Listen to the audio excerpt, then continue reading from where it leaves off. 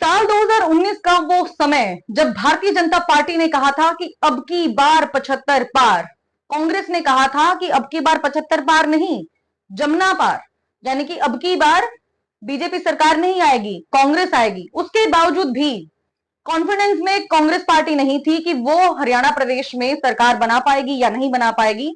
अगर हम सीटों की बात करें तो भारतीय जनता पार्टी ने 40 सीट लेने का कार्य किया, यानी जीतने का कार्य किया। कांग्रेस पार्टी जीती 31 सीटों पर, 10 सीटों पर जननायक जनता पार्टी जीती, जिसको देखकर सबके सब हैरान थे कि अभी तो ये पार्टी बनी है और उसके बाद इतनी अच्छी परफॉर्मेंस।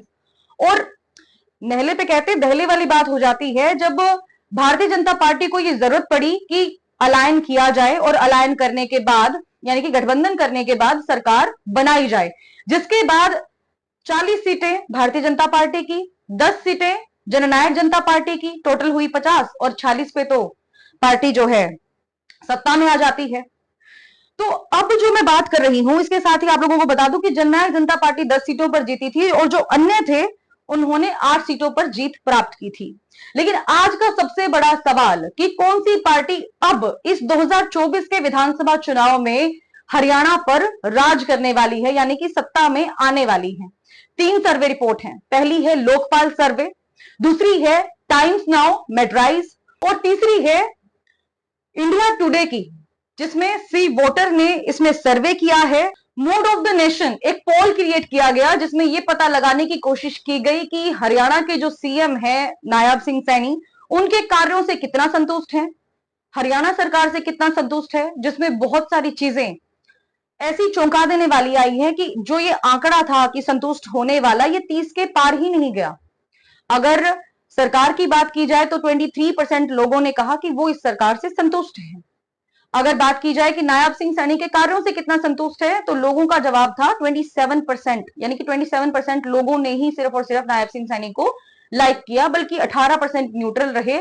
और डिसलाइक की अगर बात करें तो 43% पीपल ने इस चीज को डिनाई किया है कि वो हरियाणा के सीएम को लाइक नहीं करते हैं, सीएम को लाइक नहीं बल्कि उनके कार्यों को लाइक नहीं करते हैं। इसके साथ ही जो पहला सर्वे मैंने आपको बताया कि लोकपाल का निकल कर आया है, जिसके हिसाब से बीजेपी को 35 से 37% वोट शेयर के साथ 20 से 29 सीटें मिल सकती है और इसमें 46 टू 48% वोट शेयर के साथ कांग्रेस पार्टी 58 से 65 सीटें पा सकती है, जबकि अन्य 3 से 5 सीटें 7 टू 8% वोटों के साथ जीत सकती है। दूसरा टाइम्स नाउ मेट्राइज का सर्वे है जिसमें यह बताया गया है कि चुनाव में बीजेपी को 37 से 42 सीटें मिल सकती हैं। इस चुनावी सर्वे के मुताबिक हरियाणा में इस बार कांग्रेस 33 से 38, जेजेपी 3 से 8 और अन्य 7 से 12 सीटें हासिल कर सकते हैं। तीसरा चुनावी सर्वे इंडिया टुडे के सी वोटर ने किया है, जिसका नाम mood off the nation, short में बताए तो MOTN पोल रखा गया है। इसमें कई सवाल पूछे गए, जैसे मैंने आपको बताया था।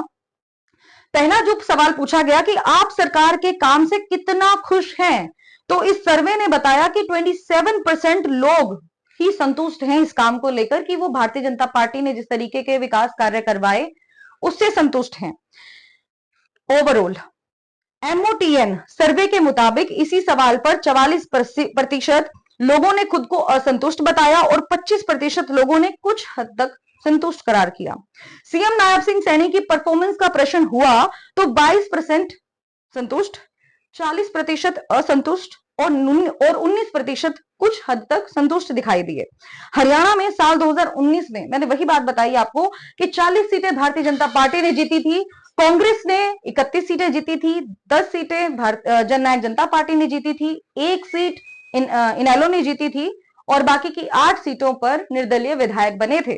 अब की बार जो ये 3 सर्वे रिपोर्ट निकल कर आई है, इन सर्वे रिपोर्ट को सिर्फ और सिर्फ मैंने एक न्यूज के अंदर पढ़ के आपको बताया है, इससे मेरा कोई पर्सनल लेना देना नहीं है। बाकी आप अगर हरियाणा के वासी हैं और हरियाणा के किसी भी कोने से मेरी इस वीडियो को देख रहे हैं, तो आपके अनुसार अब की बार किसकी सरकार बन सकती है, कौन सी पार्टी हरियाणा में सत्ता में आ सकती है। बहुत सारे कयास भी लगाए जा रहे हैं कि हो सकता है कि जो भारतीय जनता पार्टी है उसकी परफॉर्मेंस अच्छी रहे या ना रहे, क्योंकि अब की बार तो ऑब्वियस बात है कि जो पार्टियां हैं सर्वे करने साल डेढ़ साल से ही शुरू कर दिए थे कि कौन एक्टिव है, कौन लोगों के बीच में रहता है, उसी आधार पर ही उसको टिकट दी जाएगी। हालांकि भारतीय जनता पार्टी की एक आदत भी रही है कि जो नए नए लोग शामिल होते हैं भारतीय जनता पार्टी में, उन्हें ही सीटों से उतारने का कार्य किया जाता है, बल्कि जो पीछे इतने सालों से काम करते आ रहे हैं उनकी टिकट काट दी जाती है, जिसका बहुत सारी पार्टियां फायदा उठा लेती है। जो जीतने वाले कैंडिडेट है उनकी पार्टी में शामिल करवा के उन्हें फील्ड में उतार देती है। ऐसा 2019 के इलेक्शन में देखने को भी मिला था। बाकी हरियाणा का सर्वे देखने के बाद आपका क्या मानना है, जरूर से जरूर अपनी राय दीजिएगा। हरियाणा की राजनीति से रिलेटेड कोई भी खबर है जिसकी जानकारी आपको पता लगानी है तो do subscribe my channel. Saumya Mathur है, पीछे आप देख भी सकते हैं, और अभी तक तो 51 सब्सक्राइबर हैं, तो बढ़ा दीजिए फिर, देर किस बात की।